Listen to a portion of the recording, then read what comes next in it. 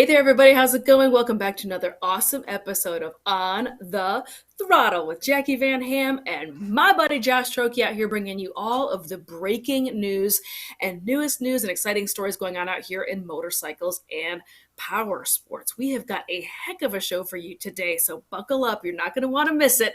I've got some awesome stories coming your way from the folks at Honda. Honda is absolutely scrambling, and the folks at Polaris have broken the mold. Josh, what do you got going on in your neck of the woods? A couple of interesting ones. If you like stupid track fun, I have a way for you to do that. And the other one is there's been a company that's released a whole lot of stuff recently, and they've told us that they are releasing more. We all like more, right? Yes. We So all we're going to get like into that. more. Well, we're going to have that story and more after this word from our sponsor. For all of your motorcycle ATV and UTV oil requirements, be sure to run Pen Grade 1. The unique base oil cut utilized in the original green oil and the enhanced levels of anti-wear additives provide strong protection while reducing internal friction for increased horsepower output under the most demanding conditions. Pen Grade 1 is proud to be made in the USA. Thank you so much, Pen Grade, one of our sponsors for today's program. And as always, if you're new to the program, well, welcome, everybody. Welcome. If you're a regular watcher, welcome back. We appreciate each and every one of you clicking, liking, and sharing. Hit that button. Share this video with all of your friends that love hearing about awesome things going on out here in power sports. As I mentioned at the top of the program, today is a doozy because we got tons of new machines in today's show. So let's go ahead and dive right into my first story for today. My first story for today is talking about some machines that are coming from the folks over at Honda. Some you may be familiar with and some you may not. The first, did I do these? I did these in reverse. So anyway, we'll switch to the story. My first story for today is going to be about Polaris then, because Polaris has some exciting new machines, including the one on your screen right now. And this totally stoked me out because we're featuring this over on our parent website, which is motorcyclepowersportsnews.com. As always, you can click over there. We've got tons of exciting articles and more in-depth coverage over on that platform. But this totally caught my eye because you may or may not know, I am a secret overland expo adventure type nerd. I love this stuff. I've got my own camper van. I love this whole live outside movement right now. And Polaris just dropped and launched these incredible new machines. Now, at first glance, this might kind of just look like your regular old side-by-side guy, but now take a little bit deeper look at this, right? It's got a roof, it's got racks, it's got the big knobby wheels, it's got stuff on the top. This definitely has a much more intense overland expo and adventure type vibe, and the people over at Polaris have absolutely broken the mold with a first of its kind adventure side-by-side. Polaris Off-Road is once again driving the industry forward with a first of its kind side-by-side platform, the all-new Polaris XPEDITION. The 2024 Polaris XPEDITION XP adventure vehicle ADV create an entirely new category of adventure side-by-sides, combining the all-terrain capabilities of traditional side-by-sides with comfort and cargo capabilities typically associated with overlanding at the highest level. I love all of these lifestyle type photos that they've released with their launch. Look at all of this super good time stuff, right? It's got cargo, it's got racks, it's got roofs, it's got a snow machine capability going on with it. It's got tent capabilities on top of these machines. I am completely obsessed. Designed with a host of standard features and optional configurations to accommodate the greatest range of outdoor pursuits and enable consumers to keep chasing the wild, the Polaris XPEDITION is the most adaptable, comfortable, and capable adventure machine on the market. A quote from Reed Wilson, who is their vice president of Polaris Off-Road Recreation: "In light of the incredible growth of the adventure segment, we decided to dramatically change the game with a vehicle that takes no cues from predecessors and leads the way for an entirely new side-by-side experience.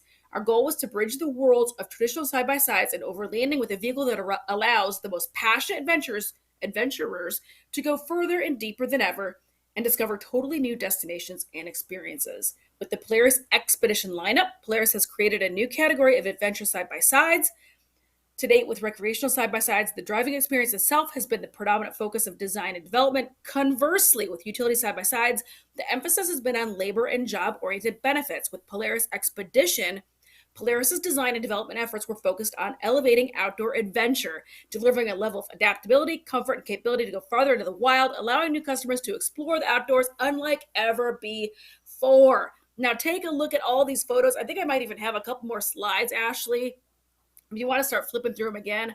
So look at this. They go from like 2-door to 5-door to snow machines to camping and putting tents on top of them to cargo space. I mean, look how dope these vehicles are. I am totally obsessed.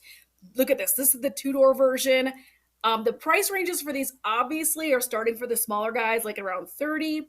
The bigger guys start at about 40, which I know that sounds kind of like a lot of money, but in the side-by-side space right now, that's kind of where they're at when you want to trick these out anyway. And they have different levels of creature comforts for these, we'll say. Some of them have different audio packages, just all sorts of cool stuff going on. I think this is just a slam dunk. Josh, what do you think about these awesome machines from Polaris? I mean, I think they're a very unique idea, and I think they do a great job of bridging between that performance side and that utility side, because so many of them, you're either meant to go up hills that are ridiculously steep like this and bounce off of trees, or you're meant to crawl around 10 miles an hour around the farm. These do a great job of bridging that. What was interesting is when I first saw these, the first thing that went through my head was 1978 K5 Chevy Blazer. They are a small version of that. That to me, I mean, there's versatility in them too. The other thing that I see is too with possibilities with these now, I'm seeing more and more of these operating on the roads in our area because they're fairly easy to get licensed when you throw a set of turn signals, brake lights, horn, stuff like that on them. So are people going to say, sure, I am going to make this my road-going vehicle. I'm going to take this to the grocery store and then maybe straight out into the woods? It's a possibility. So unique space. I like how they're bridging that gap. I think it's interesting, and I'm pretty sure the sales numbers will dictate that here coming up. It will, absolutely. But I do think this is so fascinating because it's kind of like a mini Bronco or like a, I think it's just such a fascinating mashup of like very cool overland, Bronco-y. I keep saying Bronco, but that's because they're kind of big in the space right now. But Bronco-y type vibes mashed up with, the utility of ATV, UTV. I think this is just very, very cool. Again, I kind of question. The only thing I could think of is like, how do you get these to the off-road place? Like if I live in the middle part of America and I want to go to Utah with this thing, how do you get it there? Do you tow it? I guess yes, or can it go on the road? I mean, if I'm not going that far, who knows? We're all gonna have to wait and see about these, but I think that they're very, very cool. I love this whole vibe. Kudos to the folks at Polaris. They're always kind of coming up with neat, cool stuff over there, and I think these are just very, very neat. Okay, Josh, what do you got going on for your first story? So KTM has given some updates to their most fun track machine. And no, we are not talking about the, I believe, RC8C or anything like that. We are talking about the 2024 KTM 450 SMR. If you are not familiar with Supermoto, where have you been? You need to get out from underneath the rock. This, yes, is someone dragging his foot peg, and the rear wheel is out far enough that, yes, he's pretty close to the right-hand lock in a left-hand turn. This is all very natural in the Supermoto world. If you'd like to figure out more about it, look up the world's fastest baker. That is Lucas Holbacher. He is an Austrian-based Supermoto racer. 2022, he won, I believe it was 2022, according to my notes here. He won the AMA Supermoto Championship and also competed in the FIM S1GP Championship and was very close to winning that championship also. Didn't quite pull it out. But what KTM has done with this is this new engine setup. It is a single overhead cam 450cc. Most of the time they're running these on go-kart tracks, but they also take them over jumps, which is why they use the suspension they do. This engine, all said and done, is less than 59 pounds, which to me is absolute insanity when you think about that weight on that, how light that is. It is all very centralized in the frame. As you can see, that engine is tilted pretty well straight up, making sure that you've got a great balance on that front to rear, things of that nature. So the frame is a hydroformed, laser cut, and robot welded frame. This is not just a couple of pieces of steel slapped together. This is high-tech stuff. The other part about this is a hollow die-cast aluminum swing arm. Now, one of the things in this is a lot of people will convert their stuff to Supermoto. I have done that. This is why I'm such a big fan, is I've got Supermoto wheels I'll throw on my bike and go out and chuck it around the track and have a ton of fun with that. There are some differences in Supermoto specific bikes though. Suspension settings are very different, and swing arms are very different in a lot of cases too, because you are looking to put much wider rubber out back. These bikes will use all of it, and plus you get a lot more versatility with that. In this, there is WP-X-Act, or exact, however you want to say it that day, suspension at both ends, so very high-end suspension on this. You have the availability of 2 engine maps, launch control, traction control, and a quick shifter on this. Also, when you look at this, these use a 17-inch rear, 16.5-inch front wheel setup, so a little bit odd with that, but obviously tire manufacturers are very much set up for it. And when you look at that front wheel and how clogged up that front wheel is with brake, that is because you have a 310 millimeter front, a 220 millimeter rear, obviously using Brembo radial mount rotors. This is high performance stuff. Now, the one thing that makes Supermotos so fun that I have to say with this is when you think about this, these are typically in that 50 to 55 horsepower range. Doesn't sound all that impressive, but it is still kind of that impressive, because if you realize about 35, 40 years ago, a 600cc sport bike cranked out about 60 horsepower. Now, when you look at this, the recent ZX6RR was 425 pounds. This rings in right around 230 pounds. So you have about 50 horsepower, absolutely no weight, and 310 millimeters of front rotor being able to stop it. That spells good time to me. So that is why I enjoy the Supermoto stuff. It is a way to really call all disciplines into one. So many racers use Supermoto as a training aid. I know Kayla Yakov hasn't been able to get on the bike recently because of an injury. Most of her training as of late has been on a Yamaha Supermoto. So a lot of guys love it. It is a great way to learn how to control and slide these bikes. This, I mean, to me, Jacqui, I mean, they even threw, did you see, they've got some purple in there as throwbacks to the KTM of the 90s that we're old enough to remember. When you see the purple, the white, everything, I love it. Yeah, I'm here for it. I agree with you. I'm a huge Supermoto fan. Dirt bikes with slicks. What could go wrong? I know when you started going into the, 50 horsepower, I was like, yeah, but the bikes weigh nothing. Like, they weigh nothing. That is plenty of juice to hustle this bike around a track. If you're not familiar with Supermoto out there, you do need to do yourself a favor and either try to catch this racing live, or at the very least, go check it out on the internet. It is a very good time. They do a lot of like kart tracks, but then they'll do a little section that's like off-road with jumps and dirt, and you're totally right. A lot of professional level racers absolutely come out and race Supermoto before season, preseason, or postseason in order to keep those skills sharp. The last Supermoto I personally was at, Mr. Dallas Daniels himself, who is currently now kicking butt over in the AFT, but he also absolutely is an amazing American road racer. He was out there racing Supermoto because he loves it and because it keeps the skills sharp. So anyway, enough fangirling about Supermoto. I am pumped that they have released their own dedicated machine. I think that this is the right time, right place, right bike. I think there's popularity upticking over here, and just give the people what they want, man. Just build the bike already. Just put all the cool stuff on it and sell it and let people just have it. Yep. Yeah. So I'm super excited about that. Great looking bike, super sharp. Did you have a price point for that or no? No, there's no, I mean, these running this right around 10 grand. I mean, between this, the 501 Husky, all those, They are great bikes on the track. I've run against the previous years, just the lightweight, the balance, everything that they have into them just makes them amazing bikes. Awesome. Super good times. Well, my next story that I'm going to have for you all, we are going to be talking about Honda and what's going on over there and the fact that they are in a bit of a scramble. However, first we have a word from our next sponsor. The road can throw a lot at you, but you can depend on Heidenau Tires to see you through it. Quality, made in Germany. For more info, go to heidenautires.com.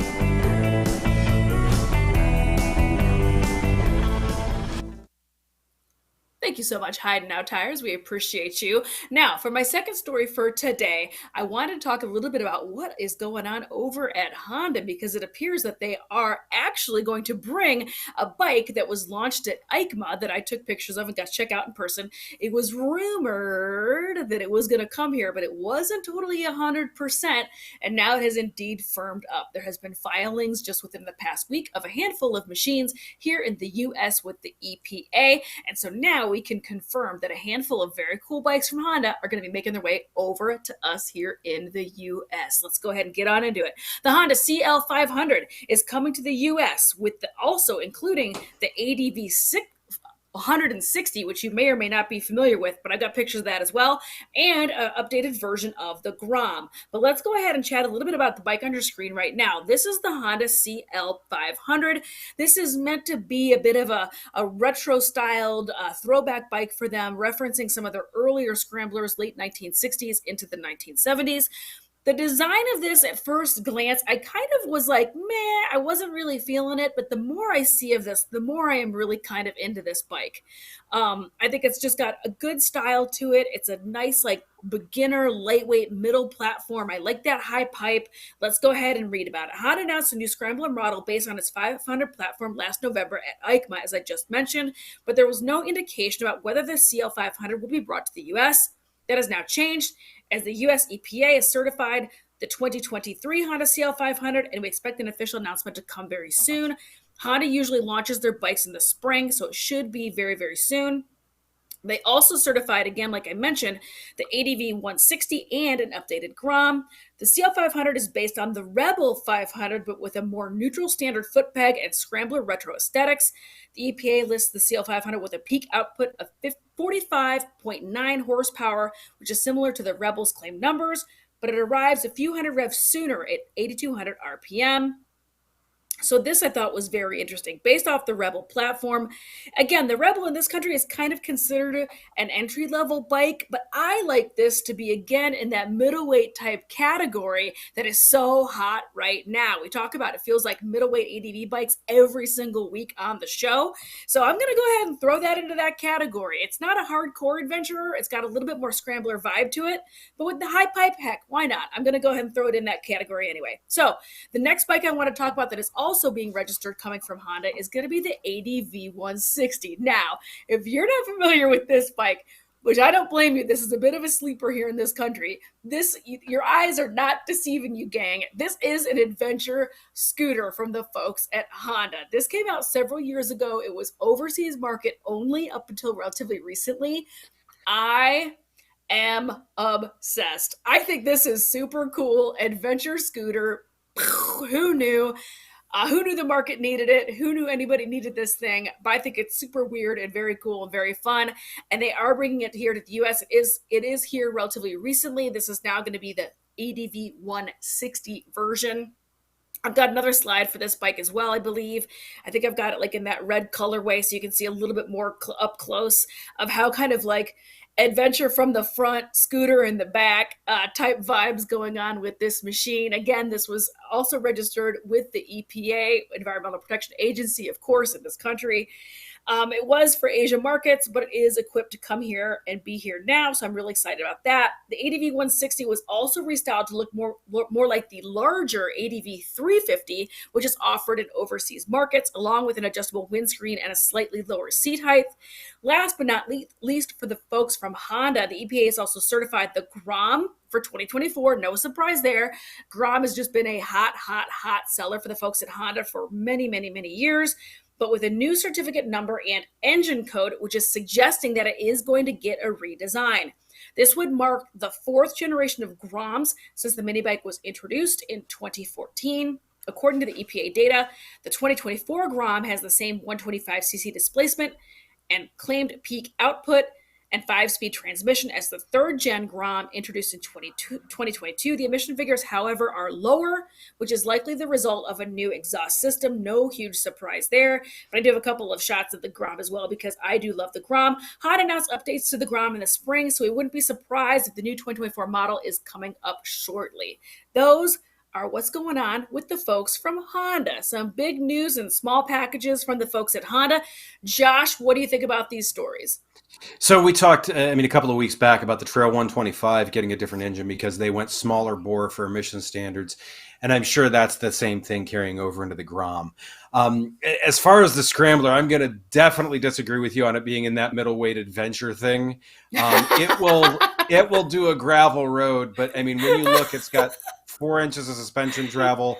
No, I mean, it's the thing to me, what I love about it is it's got a great look. It's got a very relaxed riding position. It's not, so many people don't like the Rebel because it's got that, the forward controls. To me, I don't want that. I want nothing to do with it. I feel like I have no control over the bike. To have the controls underneath you, and I mean, especially, they get the style with this, and I totally see why Honda's doing this. But I'm gonna, like I said, to me, I am not taking this on anything more than my driveway. I'll switch that to Adventure Light. Yeah, real light.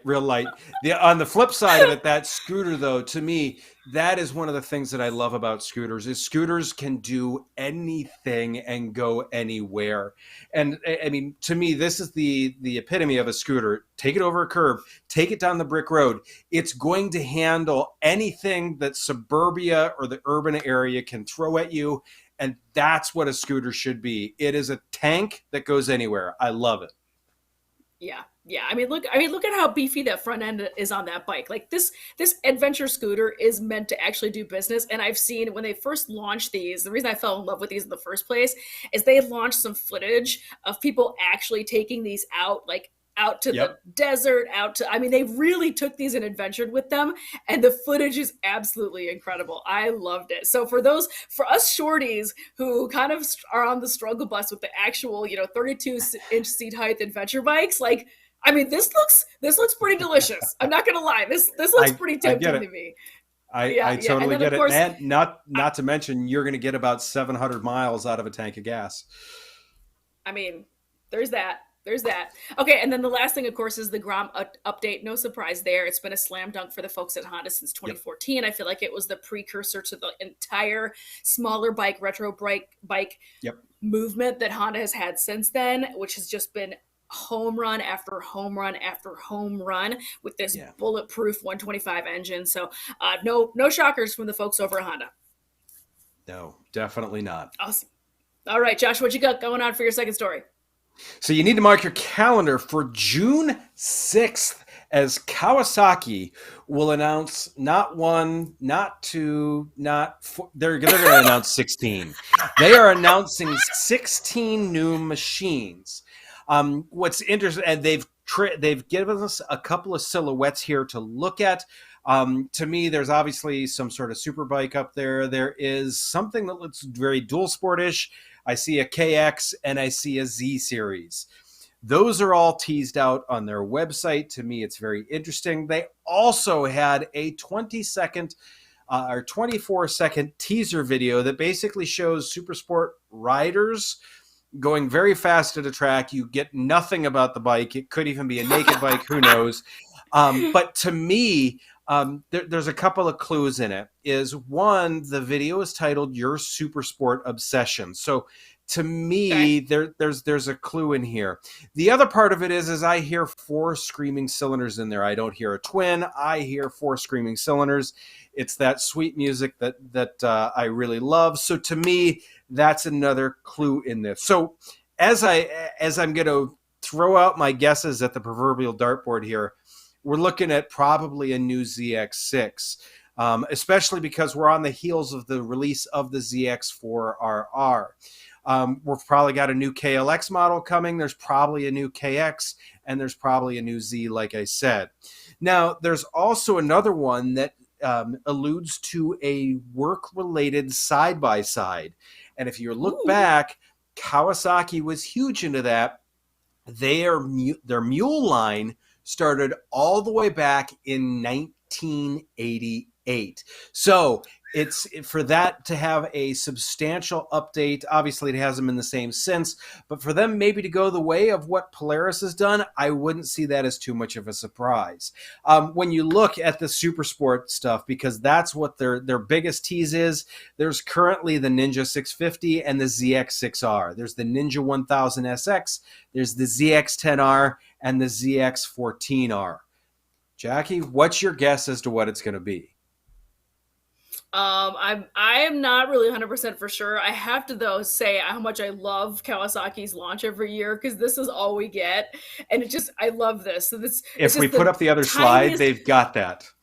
There should be another slide at the end. Yes, this is what Kawasaki does to us. There's October 4th, there's November, there's 2019. I mean, this is what Kawasaki does. So, I've marked my calendar for this. Yeah, no, it's always a good time. I give them grief, but I mean, it builds up anticipation. It gets us excited about it. It gets us ready for it. I am really pumped to see though this ATV UTV side by side moment that they're gonna have. I'm really interested to see what that is now. Exactly as you already touched on with Polaris launching these much more overland vibe machines. Right. I'm curious if they're going to head down that path as well. I mean, who knows? And then on the first teaser slide that you had, there definitely appears to be some sort of classic or retro cruisery type guy on the very bottom. That's the Z Series bike. And I think it's definitely time for them to put a new version of that out. So I'm excited to see that. Sure. And the pair of dirt bikes that are in the middle, and then obviously some sort of super sport or sport tour on the top. So that's my guesstimation. That's what I think is what's going to happen for the folks Kawasaki. We're all going to have to put it on our calendars, and you and I both know that we are going to be covering this story right when it happens at the beginning of June. So make sure you out there watching at home, turn on your notifications, hit that subscribe button. You're not going to want to miss it. We bring you all the breaking news every single week out here. Thanks again for tuning in, everybody. Have an awesome rest of your week. Ride safe, and we'll see you next week.